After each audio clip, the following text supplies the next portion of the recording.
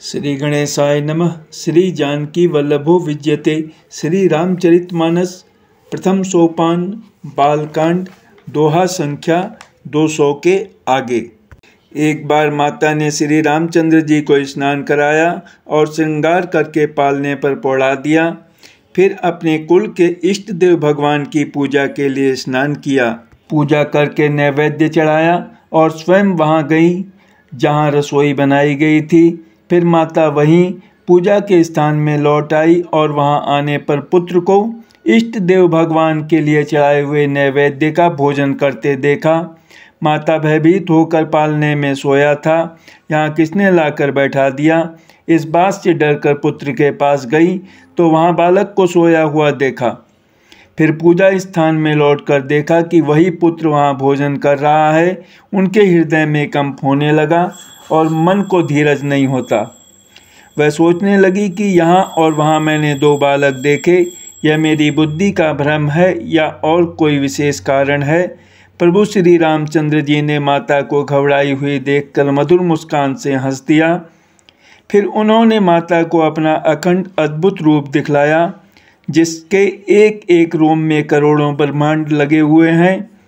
अग्नि, सूर्य, चंद्रमा, शिव, ब्रह्मा, बहुत से पर्वत, नदियाँ, समुद्र, पृथ्वी, वन, काल, कर्म, गुण, ज्ञान और स्वभाव देखे और वे पदार्थ भी देखे जो कभी सुने भी न थे।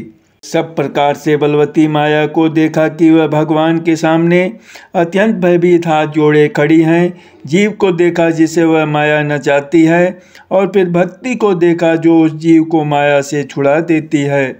माता का शरीर पुलकित हो गया, मुख से वचन नहीं निकलता। तब आंखें मूंद कर उसने श्री रामचंद्र जी के चरणों में सिर नवाया। माता को आश्चर्यचकित देखकर खर के शत्रु श्री राम जी फिर बाल रूप हो गए। माता से स्तुति भी नहीं की जाती। वह डर गईं कि मैंने जगत पिता परमात्मा को पुत्र करके जाना। श्री हरि ने माता को बहुत प्रकार से समझाया और कहा, हे माता सुनो, ये बात कहीं पर कहना नहीं। कौशल्या जी बार बार हाथ जोड़कर विनय करती हैं कि हे प्रभु, मुझे आपकी माया अब कभी न व्यापे। भगवान ने बहुत प्रकार से बाल लीलाएं की और अपने सेवकों को अत्यंत आनंद दिया। कुछ समय बीतने पर चारों भाई बड़े होकर कुटुंबियों को सुख देने वाले हुए। तब गुरुजी ने जाकर चूड़ा कर्म संस्कार किया। ब्राह्मणों ने फिर बहुत सी दक्षिणा पाई।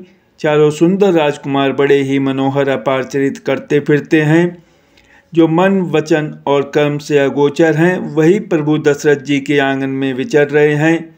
भोजन करने के समय जब राजा बुलाते हैं तब वे अपने बाल सखाओं के समाज को छोड़कर नहीं आते।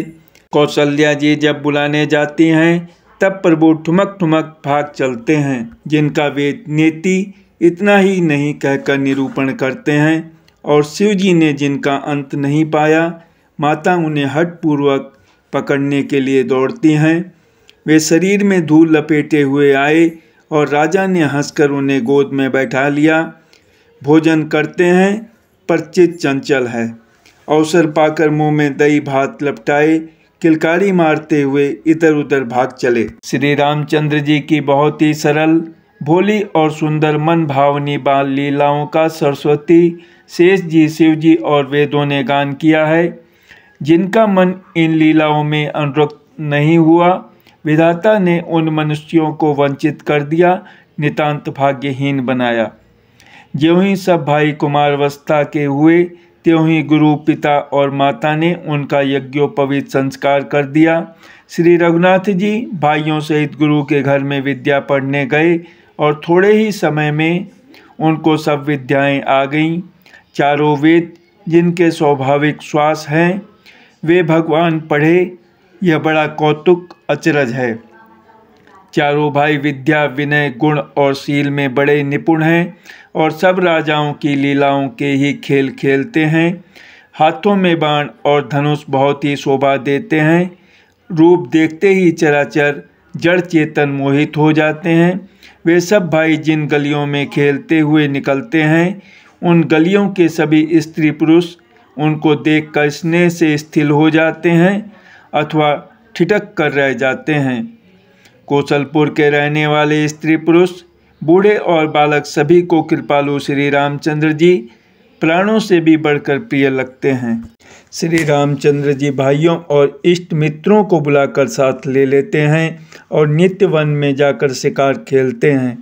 मन में पवित्र समझकर मृगों को मारते हैं और प्रतिदिन लाकर राजा दशरथ जी को दिखलाते हैं।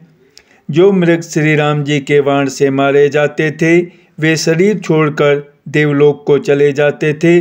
श्री रामचंद्र जी अपने छोटे भाइयों और सखाओं के साथ भोजन करते हैं और माता पिता की आज्ञा का पालन करते हैं। जिस प्रकार नगर के लोग सुखी हों, कृपा निदान श्री रामचंद्र जी वही संयोग लीला करते हैं। वे मन लगाकर वेद पुराण सुनते हैं और फिर स्वयं छोटे भाइयों को समझाकर कहते हैं। श्री रघुनाथ जी प्रातः काल उठकर माता पिता और गुरु को मस्तक नवाते हैं और आज्ञा लेकर नगर का काम करते हैं। उनके चरित्र देख देख कर राजा मन में बड़े हर्षित होते हैं। जो व्यापक, अकल, निर्वयव, इच्छा रहित, अजन्मा और निर्गुण है तथा जिनका न नाम है न रूप, वही भगवान भक्तों के लिए नाना प्रकार के अनुपम अलौकिक चरित्र करते हैं। यह सब चरित्र मैंने गाकर बखान कर कहा। अब आगे की कथा मन लगाकर सुनो। ज्ञानी महामुनि विश्वामित्र जी वन में शुभ आश्रम पवित्र स्थान जानकर बसते थे। जहाँ वे मुनि जप, यज्ञ और योग करते थे, परंतु मारीच और सुबाहु से बहुत डरते थे। यज्ञ देखते ही राक्षस दौड़ पड़ते थे और उपद्रव मचाते थे, जिससे मुनि बहुत दुख पाते थे। गादी के पुत्र विश्वामित्र जी के मन में चिंता छा गई कि ये पापी राक्षस भगवान के मारे बिना न मरेंगे। तब श्रेष्ठ मुनि ने मन में विचार किया कि प्रभु ने पृथ्वी का भार हरने के लिए अवतार लिया है। इसी बहाने जाकर मैं उनके चरणों का दर्शन करूं और विनती करके दोनों भाइयों को ले आऊं। आहा, जो ज्ञान, वैराग्य और सब गुणों के धाम हैं, उन प्रभु को मैं नेत्र भर कर देखूंगा। बहुत प्रकार से मनोरथ करते हुए जाने में देर नहीं लगी। सरयू जी के जल में स्नान करके वे राजा के दरवाजे पर पहुँचे। राजा ने जब मुनि का आना सुना तब वे ब्राह्मणों के समाज को साथ लेकर मिलने गए और दंडवत करके मुनि का सम्मान करते हुए उन्हें लाकर अपने आसन पर बैठाया। चरणों को धोकर बहुत पूजा की और कहा, मेरे समान धन्य आज दूसरा कोई नहीं है। फिर अनेक प्रकार के भोजन करवाए, जिससे श्रेष्ठ मुनि ने अपने हृदय में बहुत ही हर्ष प्राप्त किया। फिर राजा ने चारों पुत्रों को मुनि के चरणों पर डाल दिया, उनसे प्रणाम कराया। श्री रामचंद्र जी को देखकर मुनि अपनी देह की सुधि भूल गए। वे श्री राम जी के मुख की शोभा देखते ही ऐसे मग्न हो गए मानो चकोर पूर्ण चंद्रमा को देखकर लुभा गया हो। तब राजा ने मन में हर्षित होकर ये वचन कहे, हे मुनि, इस प्रकार कृपा तो आपने कभी नहीं की। आज किस कारण से आपका शुभागमन हुआ, कहिए, मैं उसे पूरा करने में देर नहीं लगाऊंगा। मुनि ने कहा, हे राजन, राक्षसों के समूह मुझे बहुत सताते हैं, इसलिए मैं तुमसे कुछ मांगने आया हूँ। छोटे भाई सहित श्री रघुनाथ जी को मुझे दो। राक्षसों के मारे जाने पर मैं सनाथ सुरक्षित हो जाऊंगा। हे राजन, प्रसन्न मन से इनको दो, मोह और अज्ञान को छोड़ दो। हे स्वामी, इससे तुमको धर्म और सुयश की प्राप्ति होगी और इनका परम कल्याण होगा। इस अत्यंत अप्रिय वाणी को सुनकर राजा का हृदय कांप उठा और उनके मुख की कांति फीकी पड़ गई। उन्होंने कहा, हे ब्राह्मण, मैंने चौथेपन में 4 पुत्र पाए हैं, आपने विचार कर बात नहीं कही। हे मुनि, आप पृथ्वी, गौ, धन और खजाना मांग लीजिए, मैं आज बड़े हर्ष के साथ अपना सर्वस्व दे दूंगा। देह और प्राण से अधिक प्यारा कुछ भी नहीं होता, मैं उसे भी एक पल में दे दूंगा। सभी पुत्र मुझे प्राणों के समान प्यारे हैं, उनमें भी हे प्रभु, राम को तो किसी प्रकार भी देते नहीं बनता। कहाँ अत्यंत डरावने और क्रूर राक्षस और कहाँ परम किशोर अवस्था के बिल्कुल सुकुमार मेरे सुंदर पुत्र। प्रेम रस में सनी हुई राजा की वाणी सुनकर ज्ञानी मुनि विश्वामित्र जी ने हृदय में बड़ा हर्ष माना। तब वशिष्ठ जी ने राजा को बहुत प्रकार से समझाया, जिससे राजा का संदेह नाश को प्राप्त हुआ। राजा ने बड़े ही आदर से दोनों पुत्रों को बुलाया और हृदय से लगाकर बहुत प्रकार से उन्हें शिक्षा दी। फिर कहा, हे नाथ, ये दोनों पुत्र मेरे प्राण हैं। हे मुनि, अब आप ही इनके पिता हैं, दूसरा कोई नहीं। राजा ने बहुत प्रकार से आशीर्वाद देकर पुत्रों को ऋषि के हवाले कर दिया। फिर प्रभु माता के महल में गए और उनके चरणों में सिर नवाकर चले। पुरुषों में सिंह रूप दोनों भाई राम लक्ष्मण मुनि का भय हरने के लिए प्रसन्न होकर चले। वे कृपा के समुद्र, धीर बुद्धि और संपूर्ण विश्व के कारण के भी कारण हैं। भगवान के लाल नेत्र हैं, चौड़ी छाती और विशाल भुजाएं हैं। नील कमल और तमाल के वृक्ष की तरह श्याम शरीर है। कमर में पीताम्बर पहने और सुंदर तरकस कसे हुए हैं। दोनों हाथों में क्रमशः सुंदर धनुष और बाण हैं। श्याम और गौर वर्ण के दोनों भाई परम सुंदर हैं। विश्वामित्र जी को महान निधि प्राप्त हो गई। वे सोचने लगे, मैं जान गया कि प्रभु ब्राह्मण्य देव ब्राह्मणों के भक्त हैं। मेरे लिए भगवान ने अपने पिता को भी छोड़ दिया। मार्ग में चले जाते हुए मुनि ने ताड़का को दिखलाया। शब्द सुनते ही वह क्रोध करके दौड़ी। श्री राम जी ने एक ही बाण से उसके प्राण हर लिए और दीन जानकर उसको निज पद अपना दिव्य स्वरूप दिया। तब ऋषि विश्वामित्र ने प्रभु को मन में विद्या का भंडार समझते हुए भी लीला को पूर्ण करने के लिए ऐसी विद्या दी जिससे भूख प्यास न लगे और शरीर में अतुलित बल और तेज का प्रकाश हो। सब अस्त्र शस्त्र समर्पण करके मुनि प्रभु श्री राम जी को अपने आश्रम में ले आए और उन्हें परम हितु जानकर भक्ति पूर्वक कंद, मूल और फल का भोजन कराया। सवेरे श्री रघुनाथ जी ने मुनि से कहा, आप जाकर निडर होकर यज्ञ कीजिए। यह सुनकर सब मुनि हवन करने लगे। आप श्री राम जी यज्ञ की रखवाली पर रहे। यह समाचार सुनकर मुनियों का शत्रु क्रोधी राक्षस मारीच अपने सहायकों को लेकर दौड़ा। श्री राम जी ने बिना फल वाला बाण उसको मारा, जिससे वह 100 योजन के विस्तार वाले समुद्र के पार जा गिरा। फिर सुबाहु को अग्निबाण मारा। इधर छोटे भाई लक्ष्मण जी ने राक्षसों की सेना का संहार कर डाला। इस प्रकार श्री राम जी ने राक्षसों को मारकर ब्राह्मणों को निर्भय कर दिया। तब सारे देवता और मुनि स्तुति करने लगे। श्री रघुनाथ जी ने वहाँ कुछ दिन और रहकर ब्राह्मणों पर दया की। भक्ति के कारण ब्राह्मणों ने उन्हें पुराणों की बहुत सी कथाएं कही, यद्यपि प्रभु सब जानते थे। तदंतर मुनि ने आदरपूर्वक समझाकर कहा, हे प्रभु, चलकर एक चरित्र देखिए। रघुकुल के स्वामी श्री रामचंद्र जी धनुष यज्ञ की बात सुनकर मुनि श्रेष्ठ विश्वामित्र जी के साथ प्रसन्न होकर चले। मार्ग में एक आश्रम दिखाई पड़ा।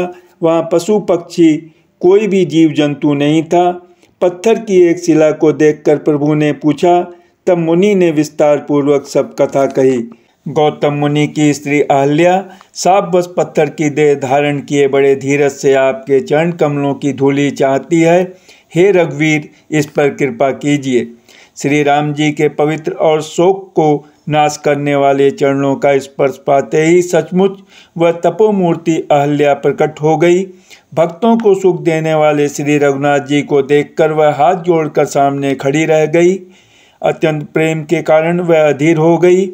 उसका शरीर पुलकित हो उठा। मुख से वचन कहने में नहीं आते थे।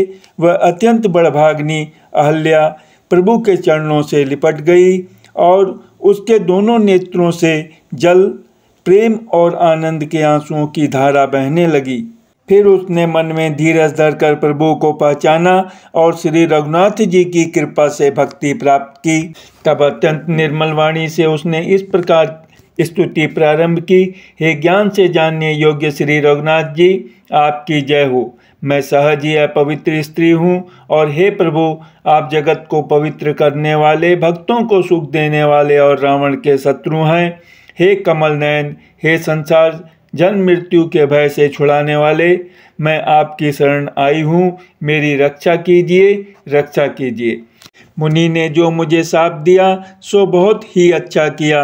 मैं उसे अत्यंत अनुग्रह करके मानती हूँ कि जिसके कारण मैंने संसार से छुड़ाने वाले श्री हरि आपको नेत्र भर कर देखा। इसी आपके दर्शन को शंकर जी सबसे बड़ा लाभ समझते हैं। हे प्रभु, मैं बुद्धि की बड़ी भोली हूँ। मेरी एक विनती है। हे नाथ, मैं और कोई वर नहीं मांगती, केवल यही चाहती हूँ कि मेरा मन रूपी भंवरा आपके चरण कमल की रज के प्रेम रूपी रस का सदा पान करता रहे। जिन चरणों से परम पवित्र देव नदी गंगा जी प्रकट हुई, जिन्हें शिव जी ने सिर पर धारण किया और जिन चरण कमलों को ब्रह्मा जी पूजते हैं, कृपालु हरि आप ने उन्हीं को मेरे सिर पर रखा। इस प्रकार स्तुति करती हुई बार बार भगवान के चरणों में गिरकर जो मन को बहुत ही अच्छा लगा, उस वर को पाकर गौतम की स्त्री अहल्या आनंद में भरी हुई पति लोक को चली गई। प्रभु श्री रामचंद्र जी ऐसे दीन बंधु और बिना ही कारण दया करने वाले हैं। तुलसीदास जी कहते हैं, हे सठ मन तू कपट जंजाल छोड़कर उन्हीं का भजन कर। मास पारायण 7वां विश्राम। श्री राम जी और लक्ष्मण जी मुनि के साथ चले। वे वहां गए जहां जगत को पवित्र करने वाली गंगा जी थी। महाराज गादी के पुत्र विश्वामित्र जी ने वह सब कथा कह सुनाई, जिस प्रकार देव नदी गंगा जी पृथ्वी पर आई थी। तब प्रभु ने ऋषियों सहित गंगा जी में स्नान किया। ब्राह्मणों ने भांति भांति के दान पाए।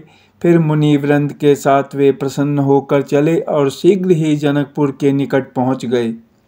श्री राम जी ने जब जनकपुर की शोभा देखी, तब वे छोटे भाई लक्ष्मण सहित अत्यंत हर्षित हुए। वहाँ अनेकों बावलियाँ, कुएं, नदी और तालाब हैं, जिनमें अमृत के समान जल है और मणियों की सीढ़ियाँ बनी हुई हैं। मकरंद रस से मतवाले होकर भौरे सुंदर गुंजार कर रहे हैं। रंग बिरंगे बहुत से पक्षी मधुर शब्द कर रहे हैं। रंग रंग के कमल खिले हैं। सदा सब ऋतुओं में सुख देने वाला शीतल मंद सुगंध पवन बह रहा है। पुष्प वाटिका, फुलवारी, बाग और वन, जिनमें बहुत से पक्षियों का निवास है। फूलते फलते और सुंदर पत्तों से लदे हुए नगर के चारों ओर सुशोभित हैं। नगर की सुंदरता का वर्णन करते नहीं बनता। मन जहाँ जाता है वहीं लुभा जाता, रम जाता है। सुंदर बाजार है। मणियों से बने हुए विचित्र छज्जे हैं, मानो ब्रह्मा ने उन्हें अपने हाथों से बनाया है। कुबेर के समान श्रेष्ठ धनी व्यापारी सब प्रकार की अनेक वस्तुएं लेकर दुकानों में बैठे हैं। सुंदर चौराहे और सुहावनी गलियां सदा सुगंध से सींची रहती हैं। सबके घर मंगलमय हैं और उन पर चित्र कढ़े हुए हैं, जिन्हें मानो कामदेव रूपी चित्रकार ने अंकित किया है। नगर के सभी स्त्री पुरुष सुंदर पवित्र साधु स्वभाव वाले धर्मात्मा, ज्ञानी और गुणवान हैं। जहाँ जनक जी का अत्यंत अनुपम सुंदर निवास स्थान महल है, वहाँ के विलास ऐश्वर्य को देखकर देवता भी थकित स्तंभित हो जाते हैं। मनुष्यों की तो बात ही क्या, कोट राजमहल के परकोटे को देखकर चित्तचकित हो जाता है। ऐसा मालूम होता है मानो उसने समस्त लोकों की शोभा को रोक घेर रखा है। उज्ज्वल महलों में अनेक प्रकार के सुंदर रीति से बने हुए मणिजनित सोने की जरी के पर्दे लगे हैं। सीता जी के रहने के सुंदर महल की शोभा का वर्णन किया ही कैसे जा सकता है। राजमहल के सब दरवाजे फाटक सुंदर हैं। इनमें वज्र के मजबूत अथवा हीरों के चमकते हुए किवाड़ लगे हैं। वहाँ मातहत राजाओं, नटों, मागधों और भाटों की भीड़ लगी रहती है। घोड़ों और हाथियों के लिए बहुत बड़ी बड़ी घुड़शालाएँ और गौशालाएँ, फील खाने बनी हुई हैं, जो सब समय घोड़े, हाथी और रथों से भरी रहती हैं। बहुत से शूरवीर, मंत्री और सेनापति हैं। उन सब के घर भी राजमहल सरीखे ही हैं। नगर के बाहर तालाब और नदी के निकट जहाँ तहाँ बहुत से राजलोग उतरे हुए डेरा डाले हुए हैं। वहीं आमों का एक अनुपम बाग देखकर, जहाँ सब प्रकार के सुभीते थे और जो सब तरह से सुहावना था, विश्वामित्र जी ने कहा, हे सुजान रघुवीर, मेरा मन कहता है कि यहीं रहा जाए। कृपा के धाम श्री रामचंद्र जी, बहुत अच्छा स्वामी कहकर वहीं मुनियों के समूह के साथ ठहर गए। मिथिलापति जनक जी ने जब यह समाचार पाया कि महामुनि विश्वामित्र आए हैं, तब उन्होंने पवित्र हृदय के ईमानदार स्वामी भक्त, मंत्री, बहुत से योद्धा, श्रेष्ठ ब्राह्मण, गुरु सतानंद जी और अपनी जाति के श्रेष्ठ लोगों को साथ लिया और इस प्रकार प्रसन्नता के साथ राजा मुनियों के स्वामी विश्वामित्र जी से मिलने चले। राजा ने मुनि के चरणों पर मस्तक रखकर प्रणाम किया। मुनियों के स्वामी विश्वामित्र जी ने प्रसन्न होकर आशीर्वाद दिया। फिर सारी ब्राह्मण मंडली को आदर सहित प्रणाम किया और अपना बड़ा भाग्य जानकर राजा आनंदित हुए। बार बार कुशल प्रश्न करके विश्वामित्र जी ने राजा को बैठाया। उसी समय दोनों भाई आ पहुँचे जो फुलवाड़ी देखने गए थे। सुकुमार किशोर अवस्था वाले श्याम और गौरवर्ण के दोनों कुमार नेत्रों को सुख देने वाले और सारे विश्व के चित्त को चुराने वाले हैं। जब रघुनाथ जी आए तब सभी उनके रूप एवं तेज से प्रभावित होकर उठकर खड़े हो गए। विश्वामित्र जी ने उनको अपने पास बैठा लिया। दोनों भाइयों को देखकर सभी सुखी हुए। सबके नेत्रों में जल भर आया।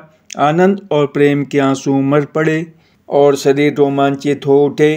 राम जी की मधुर मनोहर मूर्ति को देखकर विदेह जनक विशेष रूप से विदेह देह की शुद्ध बुद्ध से रहित हो गए।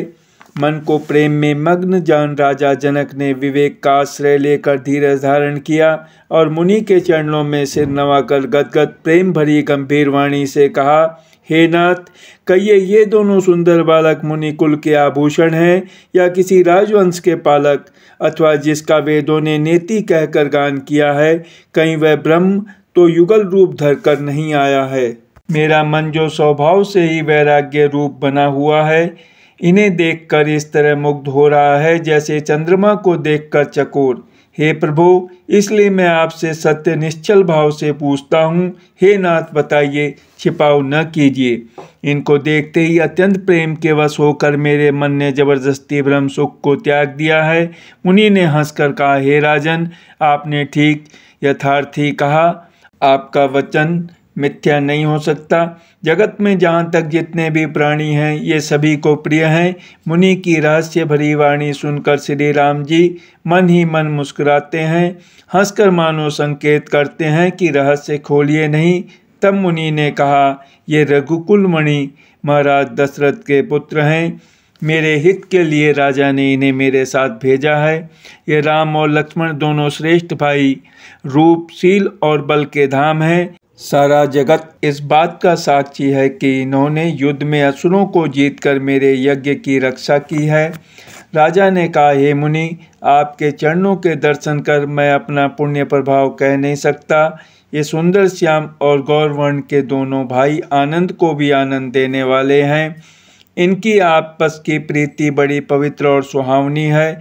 वह मन को बहुत भाती है, पर वाणी से कही नहीं जा सकती। विदेह जनक जी आनंदित होकर कहते हैं, हे नाथ, सुनिए, ब्रह्म और जीव की तरह इनमें स्वाभाविक प्रेम है। राजा बार बार प्रभु को देखते हैं, दृष्टि वहाँ से हटना ही नहीं चाहती। प्रेम से शरीर पुलकित हो रहा है और हृदय में बड़ा उत्साह है। फिर मुनि की प्रशंसा करके और उनके चरणों में सिर नवाकर राजा उन्हें नगर में लिवा चले। एक सुंदर महल जो सब समय सभी ऋतुओं में सुखदायक था, वहाँ राजा ने उन्हें ले जाकर ठहराया। तदंतर सब प्रकार से पूजा और सेवा करके राजा विदा मांगकर अपने घर गए। रघुकुल के शिरोमणि प्रभु श्री रामचंद्र जी ऋषियों के साथ भोजन और विश्राम करके भाई लक्ष्मण समेत बैठे। उस समय पहर भर दिन रह गया था। लक्ष्मण जी के हृदय में विशेष लालसा है कि जाकर जनकपुर देखावें, परंतु प्रभु श्री रामचंद्र जी का डर है और फिर मुनि से भी सकुचाते हैं, इसलिए प्रकट में कुछ नहीं कहते, मन ही मन मुस्कुरा रहे हैं। अंतर्यामी श्री रामचंद्र जी ने छोटे भाई के मन की दशा जान ली। तब उनके हृदय में भक्तवत्सलता उमड़ आई। वे गुरु की आज्ञा पाकर बहुत ही विनय के साथ सकुचाते हुए मुस्कुराकर बोले, हे नाथ, लक्ष्मण नगर देखना चाहते हैं, किंतु प्रभु आपके डर और संकोच के कारण स्पष्ट नहीं कहते। यदि आपकी आज्ञा पाऊँ तो मैं इनको नगर दिखलाकर तुरंत ही वापस ले आऊं। यह सुनकर मुनीश्वर विश्वामित्र जी ने प्रेम सहित वचन कहे, हे राम, तुम नीति की रक्षा कैसे न करोगे। हे तात, तुम धर्म की मर्यादा का पालन करने वाले और प्रेम के वशीभूत होकर सेवकों को सुख देने वाले हो। सुख के निदान दोनों भाई जाकर नगर देखाओ। अपने सुंदर मुख दिखलाकर सब नगर निवासियों के नेत्रों को सफल करो। सब लोगों के नेत्रों को सुख देने वाले दोनों भाई मुनि के चरण कमलों की वंदना करके चले। बालकों के झुंड इनके सौंदर्य की अत्यंत शोभा देखकर साथ लग गए। उनके नेत्र और मन इनकी माधुरी पर लुभा गए। दोनों भाइयों के पीले रंग के वस्त्र हैं, कमर के पीले दुपट्टों में तरकस बंधे हैं, हाथों में सुंदर धनुष बाण सुशोभित है। श्याम और गौर वर्ण के शरीरों के अनुकूल अर्थात जिस पर जिस रंग का चंदन अधिक फबे उस पर उसी रंग के सुंदर चंदन की खौर लगी है। सांवरे और गोरे रंग की मनोहर जोड़ी है। सिंह के समान पुष्ट गर्दन, गले का पिछला भाग है, विशाल भुजाएं हैं, चौड़ी छाती पर अत्यंत सुंदर गजमुक्ता की माला है, सुंदर लाल कमल के समान नेत्र हैं, तीनों तापों से छुड़ाने वाला चंद्रमा के समान मुख है। कानों में सोने के कर्णफूल अत्यंत शोभा दे रहे हैं और देखते ही देखने वाले के चित्त को मानो चुरा लेते हैं। उनकी चितवन दृष्टि बड़ी मनोहर है और भौहें तिरछी एवं सुंदर हैं। माथे पर तिलक की रेखाएं ऐसी सुंदर हैं मानो मूर्तिमती शोभा पर मोहर लगा दी गई है। सिर पर सुंदर चौकोनी टोपियां दिए हैं, काले और घुंघराले बाल हैं। दोनों भाई नख से लेकर शिखा तक, एड़ी से चोटी तक सुंदर हैं और सारी शोभा जहाँ जैसी चाहिए वैसी ही है। जब पूर्ववासियों ने यह समाचार पाया कि दोनों राजकुमार नगर देखने के लिए आए हैं, तब वे सब घर बार और सब काम काज छोड़कर ऐसे दौड़े मानो दरिद्री धन का खजाना लूटने दौड़े हों। स्वभाव से ही सुंदर दोनों भाइयों को देखकर वे लोग नेत्रों का फल पाकर सुखी हो रहे हैं। युवती स्त्रियां घर के झरोकों से लगी हुई प्रेम सहित श्री रामचंद्र जी के रूप को देख रही हैं। वे आपस में बड़े प्रेम से बातें कर रही हैं। हे सखी, इन्होंने करोड़ों कामदेवों की छवि को जीत लिया है। देवता, मनुष्य, असुर, नाग और मुनियों में ऐसी शोभा तो कहीं सुनने में भी नहीं आती। भगवान विष्णु के 4 भुजाएं हैं, ब्रह्मा जी के 4 मुख हैं, शिव जी का विकट भयानक वेश है और उनके 5 मुँह हैं। हे सखी, दूसरा देवता भी कोई ऐसा नहीं है जिसके साथ इस छवि की उपमा दी जाए। इनकी किशोर अवस्था है। ये सुंदरता के घर सांवले और गोरे रंग के तथा सुख के धाम हैं। इनके अंग अंग पर करोड़ों अरबों कामदेवों को निछावर कर देना चाहिए। हे सखी, भला कहो तो ऐसा कौन शरीरधारी होगा जो इस रूप को देखकर मोहित न हो जाए, अर्थात यह रूप जड़ चेतन सबको मोहित करने वाला है। तब कोई दूसरी सखी प्रेम सहित कोमल वाणी से बोली, हे सयानी, मैंने जो सुना है उसे सुनो। ये दोनों राजकुमार महाराजा दशरथ जी के पुत्र हैं। बालराज हंसों का सा सुंदर जोड़ा है। ये मुनि विश्वामित्र के यज्ञ की रक्षा करने वाले हैं। इन्होंने युद्ध के मैदान में राक्षसों को मारा है। जिनका श्याम शरीर और सुंदर कमल जैसे नेत्र हैं, जो मारीच और सुबाहु के मद को चूर करने वाले और सुख की खान हैं, और जो हाथ में धनुष बाण लिए हुए हैं, वे कौशल्या जी के पुत्र हैं। इनका नाम राम है। जिनका रंग गोरा और किशोर अवस्था है और जो सुंदर वेश बनाए और हाथ में धनुष बाण लिए श्री राम जी के पीछे पीछे चल रहे हैं, वे इनके छोटे भाई हैं। उनका नाम लक्ष्मण है। हे सखी, सुनो, उनकी माता सुमित्रा हैं। दोनों भाई ब्राह्मण विश्वामित्र का काम करके और रास्ते में मुनि गौतम की स्त्री अहल्या का उद्धार करके यहाँ धनुष यज्ञ देखने आए हैं। यह सुनकर सब स्त्रियाँ प्रसन्न हुई। श्री रामचंद्र जी की छवि देखकर कोई एक दूसरी सखी कहने लगी, यह वर जानकी के योग्य है। हे सखी, यदि कहीं राजा इन्हें देख लें तो प्रतिज्ञा छोड़कर हठपूर्वक इन्हीं से विवाह कर देगा। किसी ने कहा, राजा ने इन्हें पहचान लिया है और मुनि के सहित इनका आदरपूर्वक सम्मान किया है, परंतु हे सखी, राजा अपना प्रण नहीं छोड़ता। वह होनहार के वशीभूत होकर हठपूर्वक अविवेक का ही आश्रय लिए हुए है, प्रण पर अड़े रहने की मूर्खता नहीं छोड़ता। कोई कहती है, यदि विधाता भले हैं और सुना जाता है कि वे सबको उचित फल देते हैं, तो जानकी जी को यही वर मिलेगा।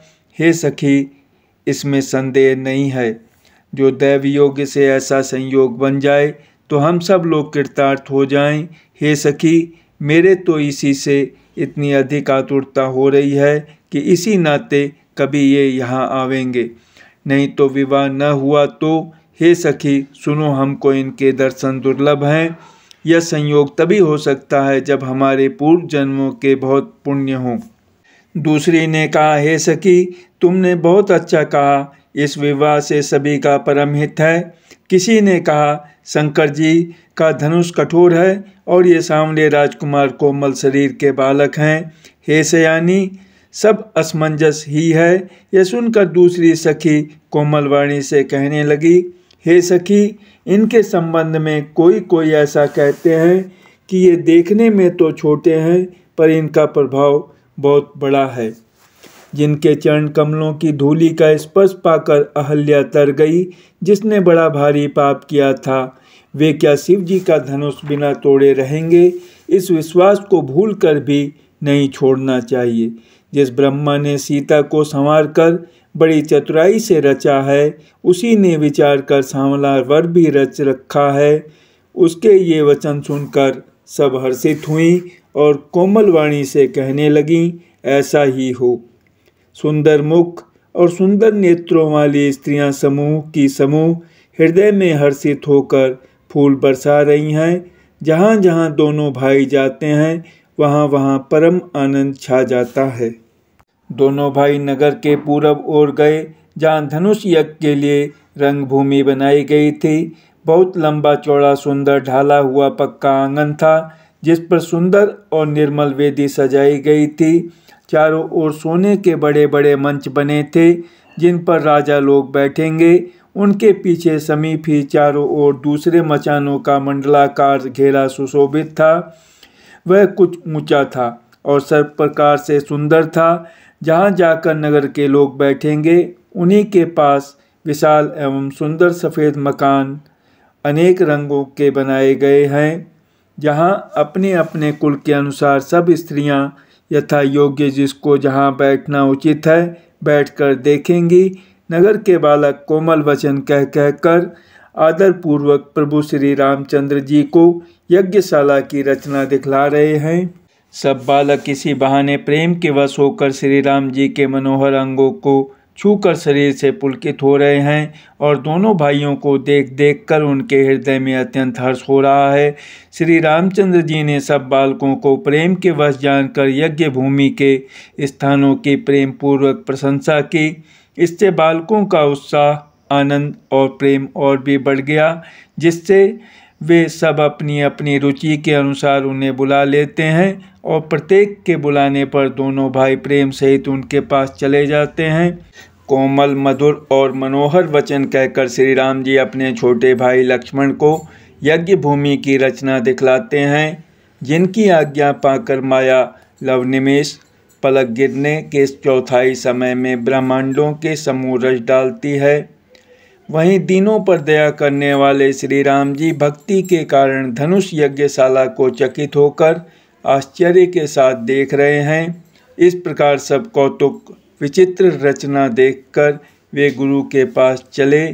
देर हुई जानकर उनके मन में डर है।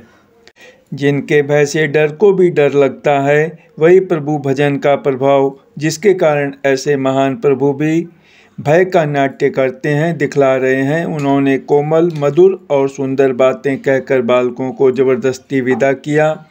फिर भय, प्रेम, विनय और बड़े संकोच के साथ दोनों भाई गुरु के चरण कमलों में सिर नवाकर आज्ञा पाकर बैठे।